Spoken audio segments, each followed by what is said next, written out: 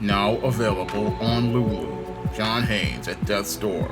The man who rules the world takes on the Greek god of death in this action-packed, all-new John Haynes comic book.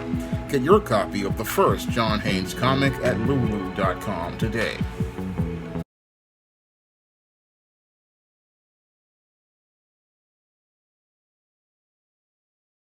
Better get the coleslaw, y'all, cause we're having us a barbecue. Eric D. July loves to say that we will win. And he wants to say that we in America will win the culture wars that are going on social media regarding American pop culture, such as comic books. And according to Eric D. July or Young Ripper 59, we will win because people will have a choice to buy these independent comic books from members of groups like Comicsgate, and because these books are supposedly better than the books produced by mainstream companies like Marvel and DC Comics, which are owned by Disney and Warner Brothers Discovery respectively, and these books are being produced to be propaganda for leftist culture that social justice warriors want to promote an agenda on, we will win because people will have a choice to buy his independent comics, which are a part of his new Rippaverse line of comics. Now, according to Eric D. July, or Young Ripper 59, the Rippaverse is a place where people can go out here and buy a comic book without having to deal with leftists trying to push identity politics and social justice agendas down their throats in between the pages of their favorite superhero adventures. And the Rippaverse line of comics, because it is quote-unquote non-woke, will be a line of comics that will allow people to win because they can go out here and get entertainment without any form of social justice or identity politics rammed down their throat. Now, after taking a look at a copy of ISOM that I saw digitally, I don't really see how anyone is winning outside of Eric D. July, who managed to persuade lots of people to go out here and spend $50 with shipping combined to go out here and pick up a copy of the first issue of ISOM. Now, as a writer with over 25 years of experience, as I was looking through this first issue of ISOM, I basically was shaking my head because I don't see how anybody here is actually winning. No, I see how many readers are actually losing because what Eric D. July has presented in the pages of ISOM doesn't make it where comic fans win.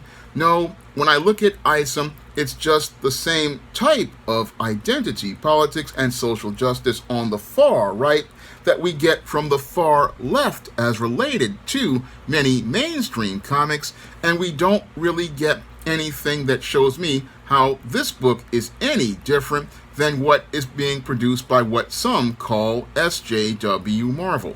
Now, as I looked at this book as related to the merits of its storytelling, it really was not that great, and it wasn't that great because Eric D. July is not that seasoned of a writer to know how to really structure a story and make it flow. Now, the big problem I saw with ISOM was that ISOM was a book that really lacked focus, and it lacked focus on whether it wanted to be a superhero book, or if it wanted to be a mystery, or if it wanted to be an action and adventure story. It really did not know what it wanted to be. Moreover, there were big problems with the way this story was basically laid out by Eric D. July. Now, Eric D. July basically writes a story that's extremely passive, and because the story is extremely passive, he doesn't really make a strong first impression on the reader from page one. Now, if you want to go out here and make a strong first impression on a reader, you really have to go out here and make sure your story starts in the first 3 to 5 pages, and you have to start out being very active, introducing your hero on the first 3 pages, and you have to go out here and answer 3 critical questions. Who is the main character? What do they want? And most importantly, why should we care?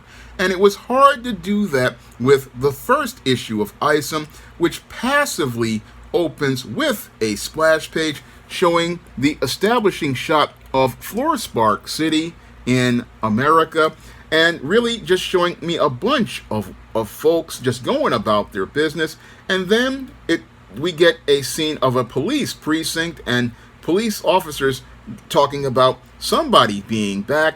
And then we go into it and we've got Avery, who's supposed to be the main character, and he does not show up until the 4th page, and all we get are silhouettes of him punching a bag on a farm. Again, very passive opening. We really don't get to see him in action doing what he is, which is supposed to be a hero. What we get is a passive story about a guy who basically has given up being a hero for some reason, has moved out to a farm, and we get him not being shown in action. We get him being there passively standing there, and his sister calls him to ask him to go look into the disappearance of Jasmine Newman, Mrs. Newman's daughter.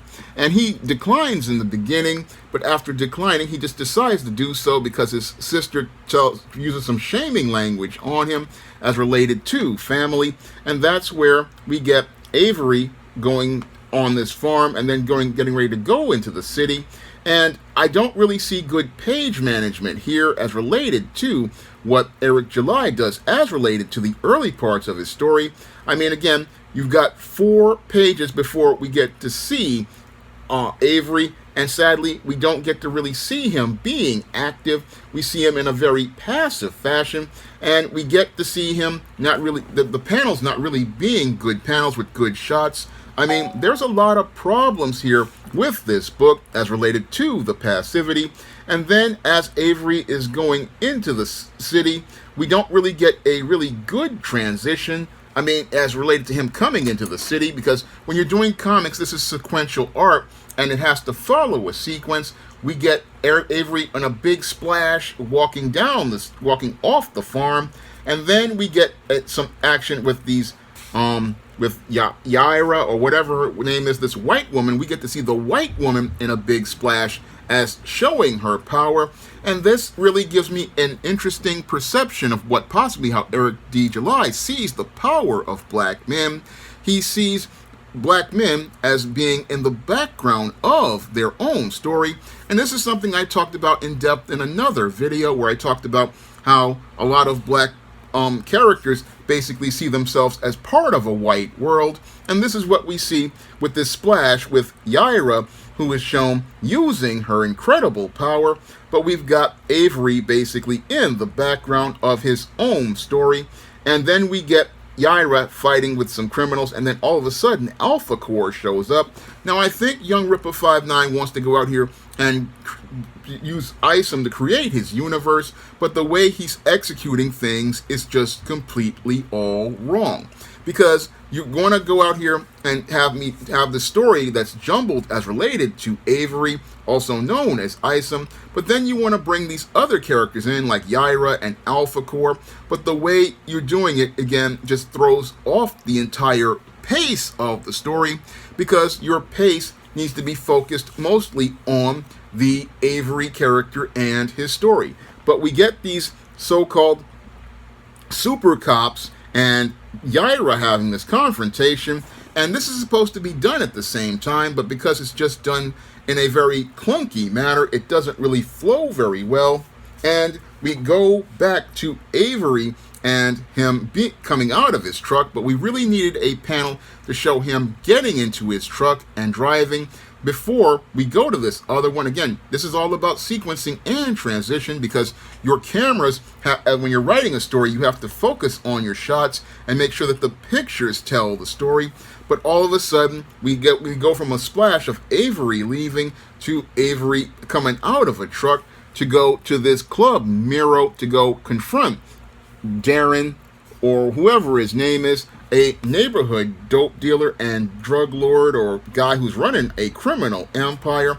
And we get this whole confrontation between Avery and Darren regarding the disappearance of Jasmine. And this just basically starts where the ISOM story really starts to fall apart, because we get this whole confrontation and it basically feels like something out of a really poorly written episode of Netflix's Luke Cage. I mean, what's really sad here about ISOM, again, is the passiveness of this story and the just complete lack of power that is presented as related to the ISOM character. He's not really presented as the center focus of his own story, and he's not really presented as a character who we should go out here and see as important. No, he's just basically there as a plot device just to move the story forward as related to this whole disappearance of Jasmine. And we get everything here about these just expository sequences, which just show us this Darren character, who's basically just, again, he's not really taken and treated very seriously. He's just a very underdeveloped character. He has a confrontation with some of Darren's henchmen to show that, oh, he's got some super strength, but that's all he is. He's got super strength, but I just don't feel like he's a powerful center of his story. Now, after he has a confrontation with these henchmen, he runs into Elite, who basically looks like a big black brute. And after having this confrontation with Elite, who basically beats him up, he then gets tossed out of Club Miro and runs into Yaira. And then, after having a confrontation with Yaira, who's having a fight with the super cops, also known as those three characters, he then goes out here and has a fight with Yaira, who basically emasculates him in this fight. And when I looked at that page, I had to shake my head, because while Eric July thinks this is a good opening for Act 1 of his story, what it does is show me that it's just time for me to put the ISOM book down, because if you're going to have a book with a lead black character and you emasculate him in the first act of his own book by a white woman, what you're doing is sending a message that white people are more powerful than you. And that's the message that was sent with this ISOM number 1. And this ISOM number 1 basically sends the message, oh, I can be a black man in a white world. I can be a black man who has superpowers, but I am not a black man with a mindset about taking power. And that's what makes the ISOM character a very weak character. If anything, he just comes across like a just bargain bin discount Luke Cage, hero for hire.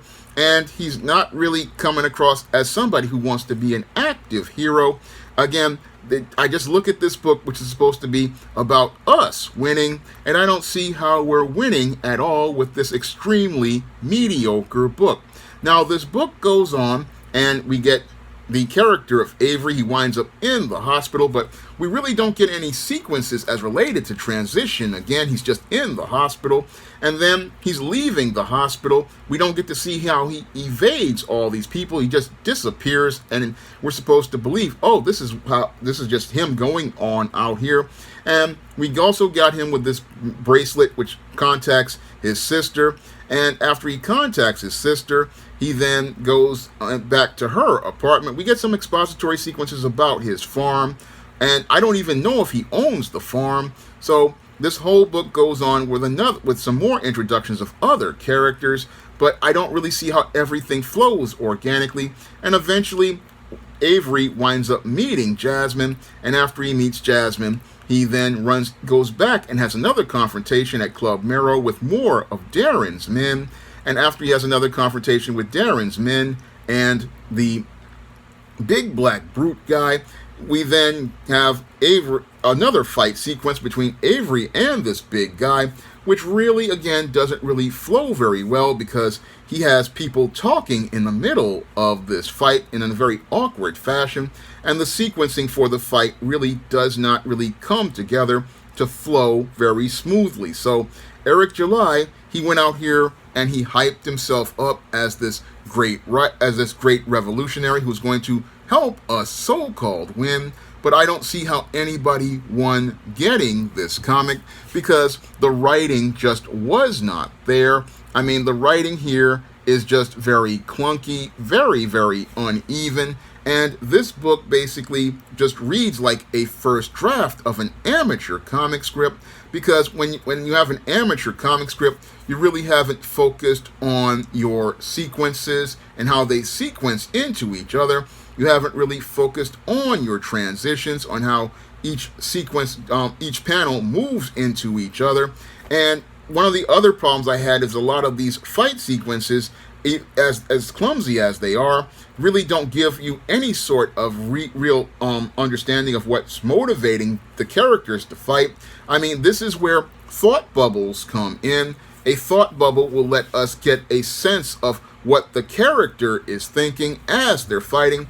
No, we just get random sequences of fight scenes with no real thought bubbles that'll let us know, okay, what's going on in this character's head, because what's going on in the character's head is going to move the story forward. It's going to give us a sense of where they are, and it's going to allow us to see how this fight sequence really flows. But we don't really get that here with ISOM. We get pages where there are not any sort of communication, and that really hurts the overall pace and sequence of this second fight between ISOM and this big brute guy. And that's really what really makes this book a complete mess, is that it's just all over the place. And then after ISOM has a fight and the cops run into the fight, he then goes out here, makes a run for it, gets into his truck, goes back to his sister's house, and we get a sequence between ISOM and his sister and her daughter. And then we get ISOM going out here to his tailor and to get his costume. And this book just really, it's not going to be the major revolution as related to comics if it wasn't for Young Ripa going out here and selling his book as related to those people on the right and Comicsgate. This book would have been considered as mediocre as many of the so-called SJW books at Marvel or DC. And I look at this ISOM book and I don't see anybody winning because I've seen this story done way better by Mike Williams as his Deke Sledge strip. In Deke Sledge, we get the same story, but you get a rich multi-dimensional character in Deke Sledge. You get really complex characters in the supporting cast of Deke Sledge, and you get a just large rogues gallery. Deke Sledge is a way better concept and way better executed than this. And I also have to say that Kevin Grievu's Darkstorm is also better executed than this, because Darkstorm gives us a character, Kevin Gage, who is the lead character in his own book. He is presented actively and confidently. He is presented as having confidence and security in taking power, and he's shown as being in a role of a leader. Both of these strips, Deke Sledge, which you can see online, and Darkstorm, which you can pick up online, are much better stories. And with those books, readers win, and readers win because those books are just done so exceptionally well.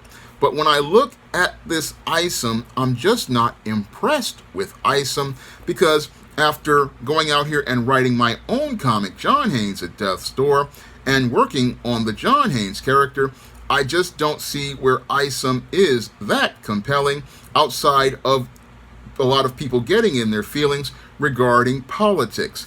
The irony here with Eric July is he talks about, how there's so much identity politics and social justice in comics, but in his own, the way he sold his comic was by going out here and pushing the counterpoint as related to politics on the right, and many on the right and the far right went out here buying this book, and they got the kind of book that they wanted to see, the kind of black character that they wanted, where they saw a black man who had superpowers but was not powerful, was not looking to empower himself, and was looking to go out here and be in the background of his own story so that the white characters could go out here and shine way above him. And that was the saddest part about reading ISOM, was it was a black character who was basically looking to fit into a white world and wanted to go out here and be a part of getting accepted by white people. But the whole thing was he was never his own black character. No, he didn't really have much of a personality or a voice. I mean, he was just there just to be there. Yeah, he's a black guy, but his whole story is set to, again, breathe brand new life into some old stereotypes. And those stereotypes included that big brute character who had incredible power. It was the black woman who's a single mom.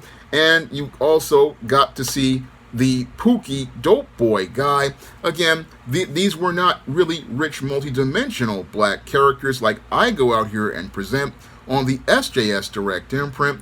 No, this was not like what I write in books like Isis or John Haynes or Steam, when I go out here and I try to give you characters who become people and come to life. No, this was just a black character who basically wants to fit into a white world. And it's sad because it really shows that Eric July's perception of black is based on white, and it shows that his perception of black is about fitting in a black character into a white world. And his Rippaverse basically looks like it's going to be a world where you get these kinds of black characters who basically are just there to be in the background. And that really shows that Eric July's perception of black is really twisted. But I kind of got that when I saw him in a picture with Kyle Rittenhouse, and that was one of the reasons why I didn't want to spend money on an ISOM comic, because if you're out here taking pictures with a white supremacist, I believe, then you really have a messed up perception of self. And that was what was shown to me in the pages of the first ISOM book. And I really wasn't impressed with this book because the overall story was just basically generic. It wasn't really compelling, and it was done in, again, an extremely passive fashion that really did not show the hero in a strong light. And the pacing and an overall form of the story, again, extremely uneven. I still don't know what ISOM wants to be. Does ISOM want to be a superhero book? Does it want to be a detective story?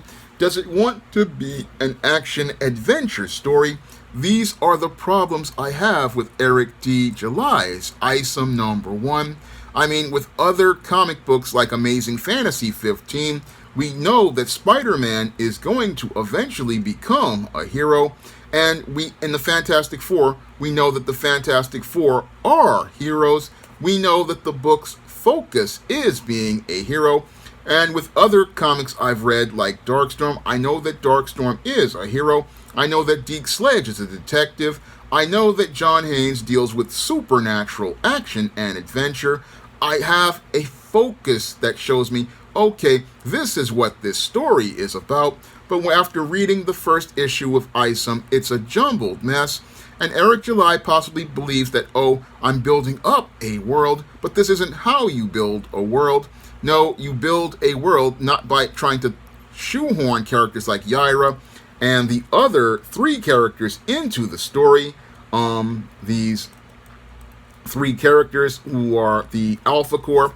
No, you give all of those characters their own books. You don't just try to shoehorn them in, because when you shoehorn them in, it makes for a very just sloppy transition, and we really don't really get to see these characters shine strongly, because again, you only get one shot at making a first impression on a reader, and you only get one shot at making that first impression on a reader. So you have to go out here and make your book as strong as it possibly can, especially if you are an indie, because if you are an indie, you have to go out here and understand that you are going out here to deal with not being seen as credible, one, because you're an indie. Two, you're going to have to compete with lots of other indies, so your book has to be strong, especially in the first 3 to 5 pages, and this book wasn't strong in the first 3 to 5 pages. I wasn't impressed with anything I saw in this book, wasn't impressed with the overall storytelling, and this book was just as much as disappointing as I thought it was going to be, and this is not the book that's going to make us win. The only people winning are Eric D. July as related to his Rippaverse hustle, and his Rippaverse hustle has fleeced a lot of people, and he's fleeced a lot of people, made millions of dollars off of people, and as related to going out here and selling comics. But as a storyteller, he's not a writer, and I know that personally, I believe I could write rings around this dude, and I believe if I were able to get another comic crowdfunded, I would be able to go out here and produce something of better quality than Eric July. I know I can do this in my heart. I know that when I was writing John Haynes at Death's Door, I wrote a very solid comic, and I know that I could do it again, and I know I could write way better than Eric July, because what was presented here was just completely amateur hour as related to storytelling, and I know I could tell a far better story than what was presented here in ISOM number 1. Now, if you want to pick up my first full comic, John Haynes at Death's Door, you can find that comic on Lulu.com right now, and you can get yourself a paper copy there for far less than what Eric July offers his ISOM books for. And if you want to pick up my first digital comic, Esteem No Good Deed, you can find that comic on Kindle for 99 cents on Amazon.com. And if you want to pick up many of my fantasy books on the SJS Direct imprint, like the ISIS series, the Esteem series, and the John Haynes series, you can find all of those books in paperback and Kindle format on Amazon.com and other online booksellers like Smashwords, the iBookstore, Google Play, Barnes & Noble, Walmart, and Target. And if you want to help me be able to create the next SJS Direct Universe comic, you can send a donation to the Patreon, the PayPal, or the Cash App by clicking the links in the description box. That's all I have to say for this video. You can comment, rate, and subscribe. Now available in paperback and e-readers, John Haynes, Godbreaker. The man who rules the world takes on the Asgardian god of thunder in this action-packed, all-new John Haynes series adventure. Get your copy of John Haynes, Godbreaker in paperback and e-readers at online booksellers everywhere. Now available in paperback and e-readers, John Haynes, 1987. Learn lessons about life and teenage love in the 1980s in this coming-of-age John Haynes story. Get your copy of John Haynes, 1987 in paperback and e-readers at Amazon.com and online booksellers everywhere. Support Black-owned and Black-operated digital broadcast media. www.niceradionetwork.com. Nice Radio Network, broadcasting 24 hours a day, 7 days a week.